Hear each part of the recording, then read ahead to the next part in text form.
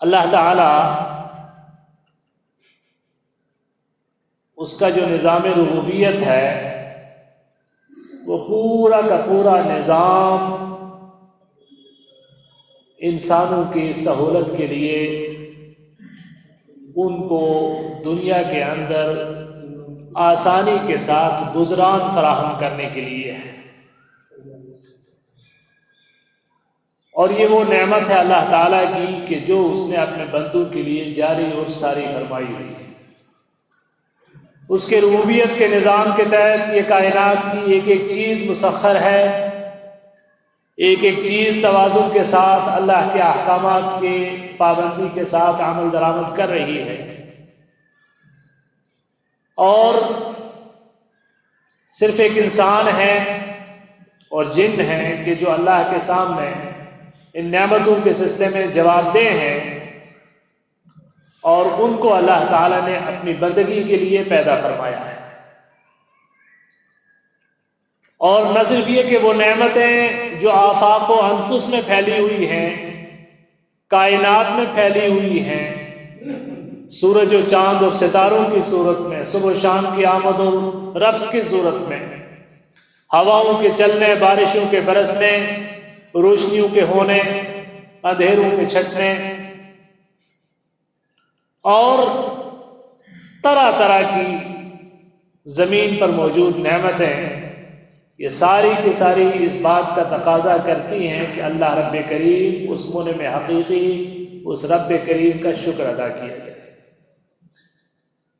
اور آفاق اور انفس میں پھیلی ہوئی یہ نعمتیں تو نعمت کا صرف ایک رخ ہے، اور نعمت کا دوسرا رخ جو سب سے جاندار رخ ہے وہ یہ کہ اس نے ہماری روحانی تربیت کے لیے، ہماری دینی رہنمائی کے لیے انبیاء کرام کے بعثت کا سلسلہ نازل فرمایا، انسانوں سے کلام کا سلسلہ نازل فرمایا اپنی کتابوں کی صورت میں، اور ان کو اس دنیا دنی کے اندر خیر و شر کا راستہ سجھایا۔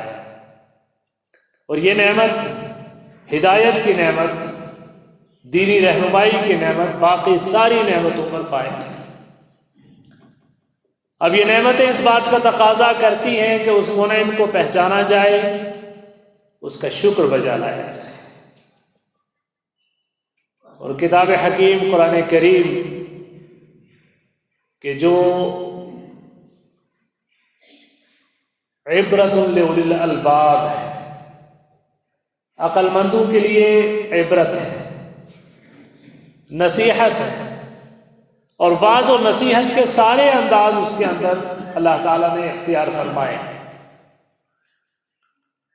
آفاق میں یعنی کائنات میں، انفس میں یعنی انسانوں کی جانوں میں، اس کی جتنی نعمتیں ہیں ان نعمتوں کا تذکرہ کر کے اللہ تعالیٰ نے اپنا یہ احسان اس کے سامنے بیان کیا اور انہیں صراط مستقیم پر چلنے کی نصیحت فرمائی۔ قیامت کے اور اس عارضی زندگی کے ختم ہونے کے بعد کی لامتناہی زندگی، قبر کی، حشر کی، اور جنت اور دوزخ کی زندگی، اس زندگی کی سختیاں، اس زندگی کی آسائشیں، ان کا تذکرہ کرنے کے بعد انسانوں کو راہ راست سجھایا گیا۔ اور ایک تیسرا طریقہ، پچھلی امتیں جو گزر چکی ہیں ان امتوں کا طرز عمل ان ہدایت کے مقابلے میں قبولیت کا تھا یا استرداد کا تھا، ماننے کا تھا یا نہ ماننے کا تھا، شکر کا تھا یا کفر کا تھا، ضد کا تھا یا قبولیت کا تھا، ان کے تذکرے بھی اللہ تعالیٰ نے قرآن کریم میں جگہ بجا جگہ محفوظ کر دیے ہیں۔ اور فرمایا لقد كان فی قصصہم عبرۃ لأولی الالباب، کہ ان پچھلی امتوں کے قصوں میں عقل والوں کے لیے نصیحت ہے۔ اور آج کے اس خطبے کی مناسبت سے ایک قوم کا تذکرہ میں آپ کے سامنے کروں گا کہ جن پر اللہ تعالیٰ نے اپنی نعمتوں کا سلسلہ کچھ اس انداز میں تمام کیا کہ رہتی دنیا تک کے لیے وہ نعمتیں ایک مثال بن گئی۔ اور وہ قوم کون سی ہے؟ قوم سبا ہے۔ اور قرآن کریم میں اس تذکرے کو محفوظ کرنے کے لیے جو سورت نازل کی گئی اس سورت کا نام بھی سورہ سبا،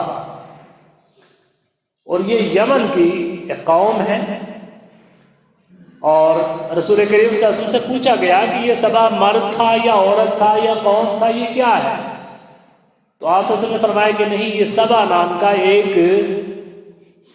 قحطانی عربوں کے ایک سلسلے کا انتہائی بڑا اور عظیم قسم کا بادشاہ تھا کہ جس کو اللہ تعالیٰ نے قوت اور اقتدار اور غلبے کی نعمت سے نوازا، اولاد سے بھی نوازا، 10 بیٹے تھے اس کے، اور ان میں سے آپ کو آواز کم تو نہیں کر رہی؟ کس طرح کی آواز ہے؟ تو اس کے 10 بیٹے تھے، جن میں سے 6 بیٹے تو یمن کے ہی مختلف علاقوں میں بسے، اور ان کے نام سے مختلف قبائل کے نام ہیں، اور 4 بیٹے شام کے علاقے میں بسے۔ تو گویا پورے جزیرہ عرب میں سبا کی حکومت تھی، اور اللہ تعالیٰ نے اس قوم کو جو نعمتیں عطا کی ہیں، ان نعمتوں کا تذکرہ قرآن کریم نے اس انداز میں بیان کیا ہے کہ اسے جنت کی نعمت قرار دیا، جنت کی نعمتیں قرار دیا، اور فرمایا لَقَدْ كَانَ لِسَبَإٍ فِي مَسْكَنِهِمْ آیَةٌ، سبا کی رہائش گاہوں میں، ان کے مساکن میں، ان کے ملک میں ایک نشانی ہے۔ جنتان عن یمین و شمال، دائیں اور بائیں 2 باغ۔ ایسا نہیں ہے کہ صرف 2 ہی باغ پورے ملک میں تھے، گویا ہر شخص انفرادی طور پر اتنی عیش و عشرت والی زندگی گزار رہا ہے کہ ہر شخص کو اپنی رہائش گاہوں میں اپنے مساکن کے دائیں اور بائیں، دائیں اور بائیں باغات کی صورت میں اس کو سب کچھ نظر آ رہا ہے، باغ موجود ہے۔ جنتان عن یمین و شمال، اور کلوا من رزق ربکم واشکروا لہ، اور کہا گیا کہ رب کا رزق وافر ہے، خوب کھاؤ لیکن اللہ کا شکر ادا کرنا۔ بلدۃ طیبۃ ورب غفور، یہ پاکیزہ قسم کا ملک ہے اور بخشش کرنے والا رب ہے۔ اس بخشش کرنے والے رب نے ساری نعمتیں تم پہ اتار دی۔ چنانچہ مفسرین کہتے ہیں کہ اتنا لاجواب قسم کے انتظامات تھے اور اتنی برکت والے باغات تھے کہ اگر کوئی شخص اپنے سر کے اوپر، روایات میں آتا ہے کہ ایک عورت اپنے سر کے اوپر ٹوکری لے کے باغ سے گزرتی تو اسے شاخوں کی طرف ہاتھ بڑھانے کی ضرورت نہیں تھی، اس کی ٹوکری کے اوپر پکے ہوئے پھل پھول خود ہی گرتے گرتے اس کے گھر پہنچنے تک ٹوکری بھر جایا کرتی تھی، گھر پہنچنے تک ٹوکری بھر جایا کرتی تھی۔ اور کیا پوزیشن ہے؟ بلدۃ طیبۃ، اس طیب، اس پاکیزہ قسم کے شہر کی ہوائیں بھی پاکیزہ، اور ہوائیں اس طرح کی کہ کسی طرح کے بھی کیڑے مکوڑے جو نقصان دہ ہیں وہ وہاں نہیں رہتے تھے، کوئی چوہا نہیں، کوئی وہاں پر سانپ نہیں، کوئی بچھو نہیں، کوئی خطرناک قسم کے موذی جانور نہیں، مکمل طور سے۔ اور سیدنا ابن عباس رضی اللہ تعالیٰ عنہ فرماتے ہیں تفسیر میں کہ کیفیت یہ تھی وہاں کی ہواؤں کی، اتنی پرامن قسم کی ہوائیں تھی کہ باہر کی بستی کا کوئی آدمی دور سے اگر وہاں پہنچا ہے تو ہوتا یہ تھا کہ وہاں کی ان تریاق کی صفت رکھنے والی اس ہواؤں کے نتیجے میں اگر کسی کے کپڑے میں جوئیں ہیں تو وہ وہیں مر کے گر جایا کرتی تھی۔ اس قدر اللہ تعالیٰ نے اپنی نعمتیں اس قوم کے اوپر کر رکھی تھی، وافر مقدار میں متعین کر رکھی تھی۔ اور کیا صورت تھی؟ وجعلنا بينهم وبين القرى التي باركنا فيها قرى ظاهرة وقدرنا فيها السير سیروا فیہا لیالی و ایاما آمنین. اور آسائش کی ایک صورت یہ بھی تھی کہ برکت والی سرزمین یعنی یمن سے لے کے شام تک پوری بستیوں سے علاقے بسا دیے گئے تھے اس انداز میں کہ کوئی آدمی اپنے گھر سے اگر نکلتا ہے یمن سے لے کر شام تک کے سفر میں تو اسے اپنے گھر سے لاد کر اپنا زیادہ سفر پانی اور کھانے پینے چیزیں لے جانے کی ضرورت نہیں ہے. ہر بستی دوسری بستی سے متصل ہے. جہاں چاہو رک کے آرام کرو، جہاں چاہو پانی پیو، جہاں چاہو غذائیں اپنے من پسند کھاؤ، مکمل طور سے آسانی. اور ساتھ میں کیا ہے؟ سیرو فیہا لیالی و ایاما آمنین. صبح چلو، شام چلو، رات چلو، دن چلو، امن ہی امن ہے. کسی ڈاکہ زنی کا، کسی چوری کا، کسی طرح کی دہشت گردی کا کوئی خطرہ نہیں ہے. مکمل طور سے امن ہی امن ہے. یہ کیفیت تھی نعمتوں کی. باغات ایسے کہ ہر شخص اپنے گھر سے نکلتا ہے تو دائیں بھی باغ اور بائیں بھی باغ، اور باغ بھی ایسے بھرے پورے کہ ٹوکری سر پہ رکھ کے نکلو باغ کے اوپر سے کہ نیچے سے تو ٹوکری بھری جا رہی ہے پھلوں سے. اور ہوائیں اتنی خوشگوار، اور جنگلی جانور اور موذی قسم کی چیزیں وہاں پر موجود نہیں ہیں، اور سفر اتنے آسان، بستیاں اتنی قریب قریب. یہ سارا کچھ اللہ تعالیٰ نے ان نعمتوں کو ان کے اوپر تمام کیا تھا. اور پھر ایک اور انتظام یہ کہ پانی کا اللہ تعالیٰ نے کیا نظام کیا کہ پہاڑوں سے بارشوں کی صورت میں پانی جو بہہ کے آتا تھا، اور وہ ایک ایسے پہاڑی درے سے گزرتا تھا کہ وہاں پر اللہ تعالیٰ نے ان کو عقل و خرد عطا کی. وہاں انہوں نے ایک باندھ دیا جس کو سد معارب کہتے ہیں، اور وہاں پر انہوں نے وہ باندھ اس انداز میں باندھ دیا ہے کہ اب پانی ان کے لیے مکمل طور سے اسٹور ہو گیا. بارش ہو نہ ہو، جب کبھی ہو، پانی وہاں باندھ میں محفوظ ہے، اور اس سے پوری بستی کو جگہ جگہ پانی مل رہا ہے. پینے کے لیے بھی، آبپاشی کے لیے بھی، ہر طرح کے ضروریات کے لیے پانی وافر مقدار میں موجود ہے، اور کوئی پریشانی پانی کے سلسلے میں ان کو موجود نہیں.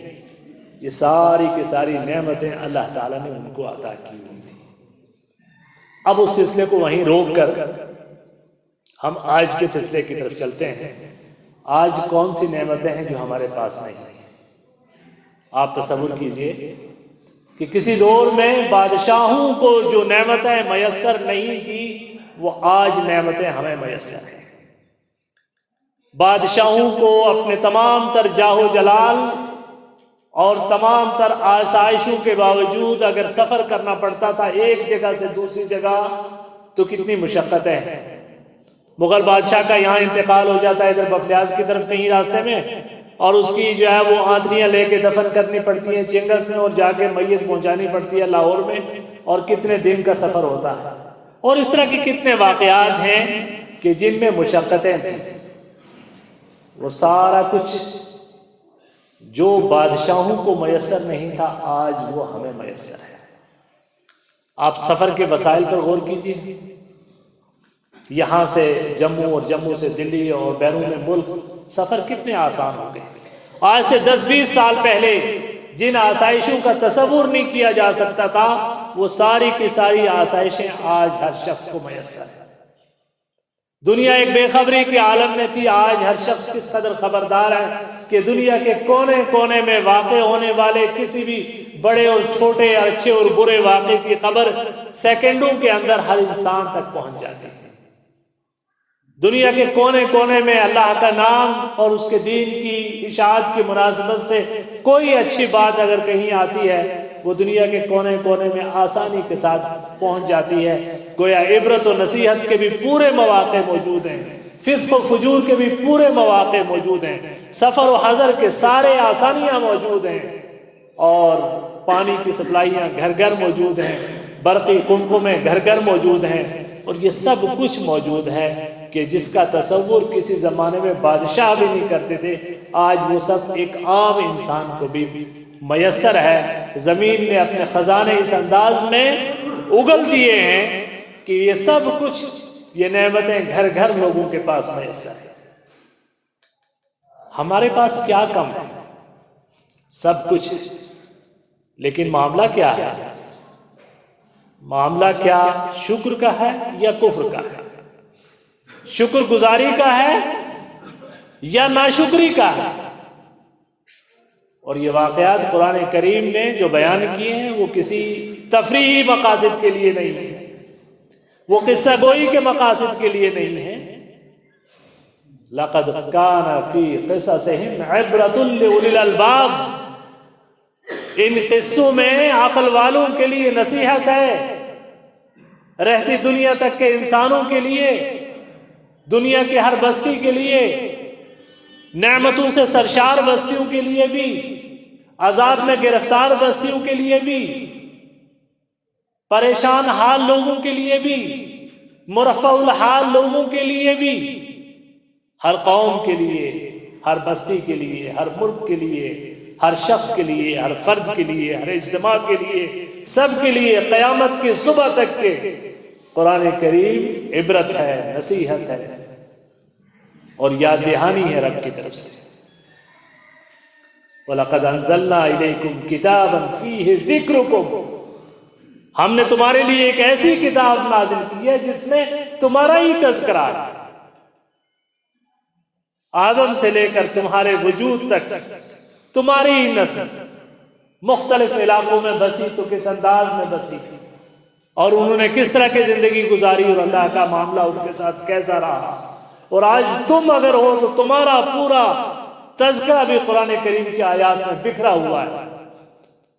لَقَدْ أَنزَلْنَا إِلَيْكُمْ كِتَابًا فِيهِ ذِكْرُكُمْ، اسی لیے حضرت احنف ابن قیس نے جب قرآن کریم کی یہ آیت پڑھی تو کہنے لگے ذرا میں بھی تو دیکھوں کہ میرا قرآن میں تذکرہ کہاں ہے، کیونکہ وہ ہر شخص قرآن کریم کا اپنے آپ کو مخاطب سمجھتا تھا، وہ سمجھتے تھے کہ ہمارا رب ہم سے مخاطب ہے، ہمارا رب ہم سے خطاب فرما رہا ہے، ذرا ہم تو دیکھیں کہ ہمارا تذکرہ قرآن کریم میں کہاں ہے۔ چنانچہ پورا قرآن کریم اسی نظر سے کھنگال دیا گیا کہ میرا تذکرہ کہاں کہاں ہے۔ وہ ڈھونڈتے ڈھونڈتے ڈھونڈتے ڈھونڈتے ایک جگہ نگاہیں جم گئی، فرمایا کہ ہاں، فرمایا ثم اورثنا الكتاب الذين اصطفينا من عبادنا فمنهم ظالم لنفسه ومنهم سابق بالخيرات ومنهم مقتصد، فرمایا پھر ہم نے اس کتاب کا وارث اپنے بندوں میں سے کچھ ان لوگوں کو بنایا کہ جن میں کچھ تو ایسے تھے جنہوں نے اپنے نفسوں پر ظلم کیا، اپنے نفسوں پر ظلم کیا، گناہ اور فسق و فجور کا بازار گرم کیا، اللہ کے عذاب کو دعوت دی اور اس عذاب کا لقمہ بن گئے، اور کچھ ایسے تھے کہ ان تک بھی ہدایت پوری پہنچ چکی تھی، اس کے نتیجے میں انہوں نے اس کو قبول کیا، اور وہ سابق بالخیرات تھے، وہ اچھائیوں کے معاملات میں دوسروں سے آگے بڑھ جانے والے تھے۔ وَمِنْهُمْ مُقْتَصِدٌ، کچھ ایسے بھی تھے کہ جو درمیانے تھے، کچھ اچھے بھی کرتے تھے، برے بھی کام کرتے تھے۔ خَلَطُوا عَمَلًا صَالِحًا وَآخَرَ سَيِّئًا، کچھ اچھے کام کرتے، کچھ برائی کرتے، لیکن یہ تھا کہ ایمان کی جو جوت تھی، ایمان کی جو شمع جل رہی تھی، اس کی بنیاد پر اچھائیاں بھی ہیں، برائیاں بھی ہیں، کمیاں بھی ہیں، کوتاہیاں بھی ہیں، لیکن ایمان ہے تو یہ ہے کہ ان الحسنات یذہبن السیئات، پھر یہ اچھائیاں برائیوں کو مٹا دینے والی ہیں۔ فرماتے ہیں ہاں مجھے لگتا ہے یہ مقتصدین میں ہوں، کہ جو کچھ درمیانے ہیں، بہت نیک بھی اگرچہ نہیں ہے لیکن فاسق اور فاجر بھی نہیں۔ تو اس اعتبار سے یہ قرآن کریم ما کان حدیثا یفترا، یہ کوئی گڑی ہوئی باتیں نہیں ہیں، اس کا ایک ایک لفظ عبرت ہے، ایک ایک قوم کا قصہ عبرت کا سامان رکھے ہوئے اپنے اندر۔ چنانچہ اس واقعے میں ہمارے لیے عبرت ہے کہ آج اللہ تعالیٰ نے یہ ساری نعمتیں ہم پر تمام کر دی، اور اس نعمتوں کے سلسلے میں ہمارا مزاج کیا ہے۔ آئیے دوبارہ میں اسی قوم کے تذکرے کی طرف آپ کو لے کے چلتا ہوں۔ تو وہ نعمتیں ایک طرف اور ان کا رویہ دیکھیں تو کیا کہنے لگے؟ ربنا باعد بینا فقالوا ربنا باعد بین اسفارنا، کہنے لگے اچھا یہ آسائشیں اب ہمیں ہضم نہیں ہو رہی، آسائشیں کچھ زیادہ ہو گئی ہیں، یہ اب ہمیں ہضم نہیں ہو رہے۔ یہ کیا ہوا کہ صاحب بستیاں ہی بستیاں، ہر طرف ادھر سے نکلو اور سارے جو ہے راستے میں کسی طرح کی پریشانیاں نہیں ہیں۔ ربنا باعد بین اسفارنا، اے اللہ ہم کچھ مشقت چاہتے ہیں، تھوڑا سا یہ بستیاں دور دور کر دیں، کچھ سفر میں مشقت ہو، کچھ تھوڑا سا بہادری اپنی آزمائیں کہ کیا ہے۔ وَظَلَمُوا أَنفُسَهُمْ، اور انہوں نے اپنے ان مطالبات میں اپنے نفسوں پر ظلم کیا۔ ہوتا کیا ہے، اللہ تعالیٰ قرآن کریم میں فرماتا ہے ان اللہ لا یغیر ما بقوم حتی یغیروا ما بانفسہم، اللہ تعالیٰ کسی قوم کی حالت کو نہیں بدلتا جب تک کوئی قوم اپنی حالت کو خود بدلنے کے لیے تیار نہ ہو۔ اس کا عمومی طور پر ایک مفہوم ہمارا ہر سیاسی اور غیر سیاسی آدمی یہی کرتا ہے کہ بھی ہم اپنی حالت کو خود بدلیں وغیرہ وغیرہ۔ امام ابن قیم نے الفوائد میں اس کا ایک اور مفہوم بیان کیا ہے اور بڑی عجیب بات کی، انہوں نے کہا ہوتا ہے اس آیت کا ایک مفہوم یہ بھی ہے کہ اللہ تعالیٰ اپنے بندوں پر جب اپنی نعمتوں کا سلسلہ دراز کرتا ہے تو انسان کی طبیعت میں جو جلد بازی ہے، جو اکتاہٹ ہے، بندہ اللہ کی نعمت سے بھی اکتا جاتا ہے، اور جب نعمتوں سے اکتا آتا ہے تو رب کو بہت غیرت آتی ہے کہ اس کی نعمتوں سے کوئی اکتا جائے۔ چنانچہ نعمتوں سے اکتانے والوں پر اللہ تعالیٰ عذاب کا ڈبل کوڑا برساتا ہے۔ چنانچہ ایسا ہی ہوا، اللہ تعالیٰ نے بنو اسرائیل کو من اور سلوہ نازل کیا ان پر، اور ان کو ایک عظیم مقام عطا فرمایا اور ایک عظیم منصب عطا فرمایا، ہدایت کا ایک کام سونپا تو کہا ٹھیک ہے پھر تمہارے لیے یہ کنسیشن ہے کہ تمہیں کچھ کھانے پکانے اور کمانے کے سلسلے میں یہ پاپی پیٹ کا سوال لوگ کہتے ہیں نا بھی تم پاپی پیٹ کے جھنجھٹ سے آزاد ہو، آسمان سے تمہارے لیے خوان اترے گا اور کھانا کھاؤ گے، من اور سلوہ کھاؤ گے اور کام وہ کرو جو نبی کی رہنمائی میں ہم نے تمہیں بتایا ہے۔ لیکن کیا ہوا کہ من اور سلوہ، حدیث میں آتا ہے کہ یہ من اور سلوہ کیا تھا، فرمایا کہ ایک تو اس میں ایک پرندہ تھا جو بھنا ہوا آسمان سے تازہ کا تازہ ان کے لیے اترتا اور ہر شخص اسے کھاتا تھا، اور دوسرا یہ ہے کہ ان کے لیے تازہ تازہ جو ہے ایک دودھ سے زیادہ سفید اور شہد سے زیادہ میٹھی ایک مشروب ہوتا تھا۔ یہ دونوں غذائیں ان کے لیے مستقل طور پر اللہ تعالیٰ کی طرف سے گویا راشننگ ہے اور وہ ان کے لیے نازل ہو رہی ہے۔ لیکن کیا کہنے لگے کہ نصاب ہمیں نہیں چاہیے، اور انہوں نے کیا مطالبہ کیا کہ نصاب من عدسها وبصلها وفومها وقصائها، اور وہ سارے کے سارے سبزیاں اور ترکاریاں اور دالیں وہ یاد آنے لگے، ارے صاحب کیا مزے آتے تھے، وہ دالیں کھاتے تھے، وہ پیاز تھا، وہ لہسن تھا، وہ فلانی ترکاری تھی، فلانی دال تھی، اور وہ اللہ کی نعمتوں فکفرت بانعمها، اللہ کی نعمتوں کا کفر کیا اور کہنے لگے نہیں چاہیے، اللہ تعالیٰ کی نعمتوں کا کفر کیا، ان کا انکار کیا، اور پھر اللہ تعالیٰ نے عذاب کا کوڑا برسایا ہوتا ہے۔ اور یہی مکہ والوں کے ساتھ ہوا۔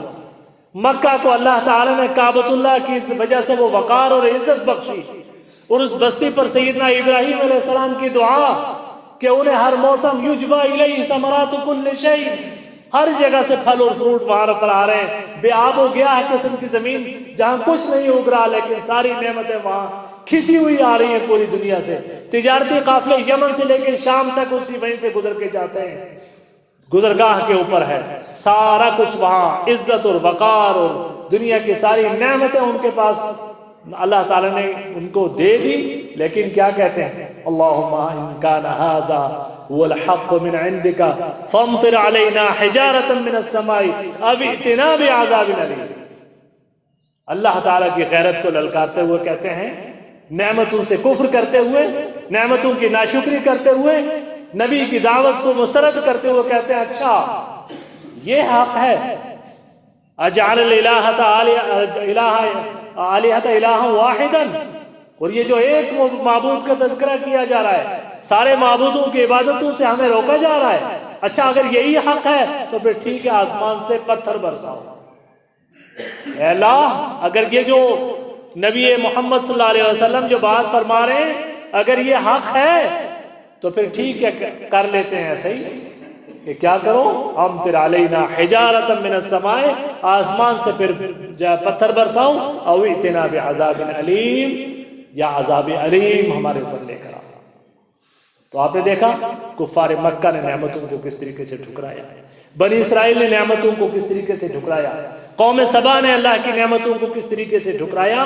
یہ انسان کی طبیعت ہے کہ وہ نعمتوں سے بھی مطمئن نہیں ہوتا، وہ نعمتوں کے سلسلے میں بھی جو ہے اکتاہٹ کا شکار ہو جاتا ہے، پھر عذاب کا کوڑا کس انداز میں برستا ہے۔ اور قوم سبا کے ساتھ کیا ہوا، اللہ نے فرمایا کہ وَظَلَمُوا أَنفُسَهُمْ، انہوں نے اپنے نفسوں پر ظلم کیا، تو کیا کیا، فَجَعَلْنَاهُمْ أَحَادِيث، ہم نے انہیں پھر قصہ پارینہ بنا دیا۔ دنیا کی تاریخ میں تو ان کا حصہ وجود، ان کا تذکرہ تھا، لیکن زمین پر ان کا وجود ہم نے ختم کر دیا۔ وَمَزَّقْنَاهُمْ كُلَّ مُمَزَّقٍ، اور مکمل طور سے بکھیر دیا ان کو، ریزہ ریزہ کر دیا ہم نے ان کو۔ إِنَّ فِي ذَلِكَ لَآيَاتٍ لِكُلِّ صَبَّارٍ شَكُورٍ، بے شک ان کے اس تذکرے کے اندر نشانیاں ہیں ہم صبر کرنے والے کے لیے بھی اور ہر شکر کرنے والے کے لیے، صبر بھی اور شکر بھی۔ تکلیفیں آئیں تو صبر کرنے والا، آسائشیں میسر ہو تو شکر کرنے والا، ان سب کے لیے نصیحت ہے ان کے تذکرے کے اندر کہ انہوں نے کیا کیا اور ان کے ساتھ کیا ہوا۔ اچھا، اللہ تعالیٰ نے ان کے اوپر عذاب کیسے نازل کیا؟ عذاب کی کیفیت یہ ہوئی کہ وہ بستی جو طیب بستی تھی، پاکیزہ بستی تھی، جہاں کوئی بھی جنگلی جانور نہیں تھا، جہاں کوئی کیڑے مکوڑے نہیں تھے، حشرات الارض نہیں تھے، وہاں کوئی چیز بھی نہیں تھی، وہاں اللہ تعالیٰ نے ایک حقیر سے قسم کی ایک مخلوق کو بھیج دیا۔ وہ حقیر مخلوق کیا تھی؟ ایک چوہا تھا۔ اور اللہ تعالیٰ کس سے کیا کام لے لے اور کس کو کس انداز میں سزا دے دے۔ اب آپ تصور کیجئے کہ ساری دنیا کے سائنسدان سر جوڑ کر بیٹھے ہیں، ساری حکومت کے منصوبے تلپٹ ہو چکے ہیں، سب کچھ ایک معمولی سے قسم کے ایک جرثومہ کہ جو کسی کو ننگی آنکھ سے نظر نہیں آ رہا ہے۔ ہر شخص کس قدر پریشان ہے، کس قدر تکلیف میں ہے۔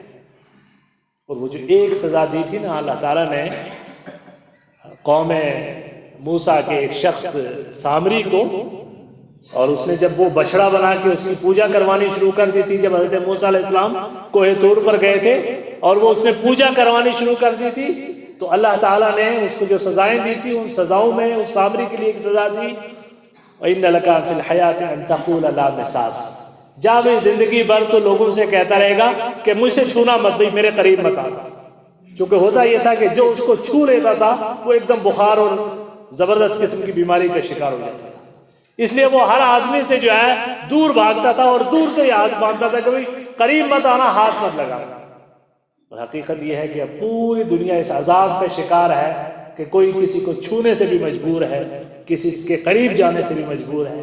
یہ عذاب کے مختلف انداز ہیں، اور لوگوں کو اطمینان ہوا تھا صاحب کہ اب ہوگا، اب ختم ہوگی، تب ختم ہوگی، سردی آئے گی تب ختم ہوگی، گرمی آئے گی تب ختم ہوگی، لیکن اب معلوم ہوتا ہے کہ نئے سے نئے انداز میں وہ بیماریاں اپنا انداز اختیار کر رہی ہیں، اور مستقل جو ہے احتیاط کے مشورے دیے جا رہے ہیں۔ تو یہ کیفیت ہوتی ہے کہ عذاب کس انداز میں کس کو جکڑ لے کچھ کہا نہیں جا سکتا۔ تو یہ ہوا کہ وہ چوہے جو ہے انہوں نے آ کر وہ جو معارب کا جو بند تھا، اس بند کے اندر آہستہ آہستہ اس مٹی کو کھوکھلا کرنا اور اس کے اندر اپنے جو ہے بل بنانے شروع کیے، اور کرتے کرتے اس قوم کو اندازہ ہی نہیں ہوا کہ کیا آفت آنے والی ہے۔ آہستہ آہستہ وہ بند جب اندر سے کھوکھلا ہو کے کمزور ہوا، اور وہ معارب کا سارا جو وہ ڈیم تھا، وہ سارا کا سارا ڈیم جب ٹوٹا ہے، اور وہ بستی اس انداز کی ہو گئی ہے کہ وہ باغ ختم، وہ رہائش گاہیں ختم، وہ انسان ختم، وہ سب کچھ تباہ ہو کر فرمایا کہ فَعَارَضُوا، جب انہوں نے اعراض کیا، رب کی نعمتوں سے اعراض کیا، تو کیا ہوا؟ فَأَرْسَلْنَا عَلَيْهِمْ سَيْلَ الْعَرِمِ، تو ہم نے ان کے اوپر پھر اس بند کا سیلاب بھیجا۔ وَبَدَّلْنَاهُمْ بِجَنَّتَيْهِمْ جَنَّتَيْنِ ذَوَاتَيْ أُكُلٍ خَمْطٍ، اور پھر ہم نے ان بستیوں کو اس انداز میں کر دیا کہ وہ جو دائیں بائیں تمہارے ہر طرف باغات تھے، ان باغات میں اب پھلدار اور خوشنما اور خوشبودار قسم کے درخت نہیں بلکہ بدمزہ قسم کے خضرو قسم کی جھاڑیاں ہوگی، اور وہاں پیلوں کے درخت اور اس طرح کے کچھ بیری کے درخت جن سے کسی کو کچھ حاصل نہیں ہوتا تھا، یہ سب کچھ ہو گیا اور یہ کیفیت ہو گیا۔ اور وَمَزَّقْنَاهُمْ كُلَّ مُمَزَّقٍ، اور ہم نے ان کو ریزہ ریزہ کر دیا۔ اب ظاہر ہے کہ وہ بستی کہ جو اس طریقے سے عذاب کی شکار ہو چکی ہو، جہاں پانی کا منبع ختم ہو چکا ہو، جہاں کی ہوائیں آلودہ ہو چکی ہوں، جہاں کا پانی آلودہ ہو چکا ہو، اور جہاں کی رہائش گاہیں اس طریقے سے تباہ ہو چکی ہوں، تو وہاں کوئی کیا بسے؟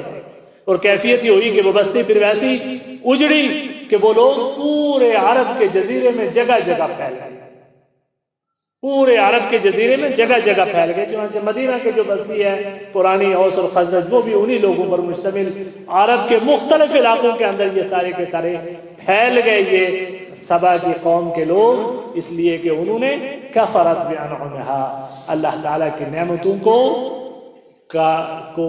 کی جو ہے ناشکری کی اور کفران نعمت کیا، اور اللہ تعالیٰ نے ان کے اوپر یہ عذاب کا کوڑا برسایا۔ اور فرمایا کہ ایسا نہیں ہے کہ اللہ تعالیٰ اپنے بندوں پر ظلم کرتا ہو، فرمایا لا یظلم الناس شیئا، اللہ تعالیٰ اپنے بندوں پر ذرا بھی ظلم نہیں کرتا، ولکن الناس انفسهم یظلمون، بلکہ اللہ تعالیٰ بلکہ لوگ اپنے نفسوں پر خود ظلم کرتے ہیں، یہ ظلم ان کا اپنے نفسوں پر خود ہے۔ ذالک جزیناہم بما کفروا، ہم نے ان کے کفر کی وجہ سے ان کو اس طریقے سے بدلہ دیا۔ وہل نجازی الا الکفور، اور ہم کافروں کو اسی طریقے کا بدلہ دیا کرتے ہیں، ناشکروں کو ہم اسی طریقے کا بدلہ دیا کرتے ہیں۔ اور آج کی زندگی میں قرآن کریم، جیسے میں نے آپ سے عرض کیا، قیامت کی صبح تک کے لیے ہماری رہنمائی ہے۔ اس کے واقعات کی قصہ گوئی اور حکایت کے مقصد سے نازل نہیں کیے گئے ہیں، اس میں ہر قوم اور ہر بستی اور ہر ملک اور ہر فرد اور ہر بشر اور ہر اجتماع کے لیے اس میں عبرت ہے، نصیحت ہے۔ زندگی کی ہر حالت میں لکل صبار شکور، صبر کرنا ہے ہر طرح کی پریشانیوں اور مصیبتوں پر، اور شکر کرنا ہے ہر طرح کی آسائشوں پر۔ اور یہی آج کے اس خطبے کے اس موضوع کے انتخاب کا مقصد ہے کہ ہم اللہ تعالیٰ کی نعمتوں کو یاد کریں، وہ نعمتیں جو اس بستی پر اللہ نے نازل فرمائی تھی۔ پورے دنیا کے لوگ اس بستی کو دیکھنے کی تمنائیں کرتے ہیں، یہاں کی خوبصورتیاں۔ ابھی گرمی کا موسم ہوگا اور جب چلچلاتی دھوپ میں بستیوں کی بستیاں جو ہے جھلسیں گی، تب لوگ تصور کریں گے کاش ہمیں کشمیر جانا نصیب ہوتا۔ اور آپ اس وقت پورے ہندوستان کے مختلف بستیوں سے، مختلف علاقوں سے، مختلف ریاستوں سے انسانوں کے جھنڈ یہاں پر رزق کی تلاش میں آنے والوں کو دیکھیں تو پتہ چلتا ہے کہ یہاں رزق ہے، تبھی لوگ یہاں پر آ رہے ہیں۔ یہاں ساری نعمتیں اللہ تعالیٰ نے وافر انداز میں رکھی ہیں۔ ہر شخص اب جگہ جگہ سڑکیں ہیں، جگہ جگہ وسائل ہیں، پانی کے، بجلی کے، اور یہ سب کچھ ہے۔ اور کیا شکر کی بھی کیفیت وہی ہے؟ کیا مسجدیں اسی انداز میں آباد ہیں جیسے آباد ہونی چاہیے؟ اللہ کا منادی دن میں 5 بار حی علی الصلاۃ، حی علی الفلاح کی آوازیں دیتا ہے، کیا اس آواز پہ لبیک کہنے والے کتنے ہیں؟ اور یہ بھرا پورا بازار اور لدی ہوئی یہ نعمتیں اس بازار کے اندر آپ جا کر دیکھیں، اور کلمہ لا الہ الا اللہ محمد رسول اللہ صلی اللہ علیہ وسلم کے اقراریوں کو دکانوں پر آسانی کے ساتھ اور آسائش کے ساتھ بیٹھتے ہوئے دیکھ کر کے آپ کو یقین آتا ہے کہ یہ مسلمانوں کی بستی ہے۔ ہمارے دفاتر آباد ہیں، ہماری مسجد، ہمارے بازار آباد ہیں، اور کیا وہ سب کے سب لوگ اس مسجد میں یا کسی بھی مسجد میں جانے کے لیے وقتوں پر تیار ہیں؟ اور پھر اس عرصے میں اللہ کے عذاب کو دعوت دینے والے کتنے اقدام نہیں ہوتے، کتنے جرائم نہیں ہوتے، کتنے جو ہے غارت گریاں نہیں ہوتی، کتنے لوٹ کھسوٹ کے واقعات نہیں ہوتے، کتنے حرام خوری کے واقعات نہیں ہوتے۔ اور شرک جو تمام جرائم میں سب سے بڑا جرم ہے، تمام گناہوں میں سب سے بڑا گناہ ہے، روئے زمین پر بنو آدم سے کی طرف سے کیا جانے والا سب سے بھیانک جرم ہے جو شرک ہے۔ کیا وہ ہماری بستیوں میں جگہ جگہ وہ پھیلا ہوا نہیں ہے؟ ایک ذہنی معذور شخص کی وفات کے موقع پر کہ جو اپنے کپڑوں تک سے بیگانہ تھا، جس کو اپنے سطر تک کا احساس نہیں تھا، اس کے مرنے کے بعد اس کی قبر پر مناجات کا جب منظر میں نے دیکھا، کچھ لوگ مناجات کر رہے تھے، اللہ اکبر، کتنی بڑی حلیم ذات ہے۔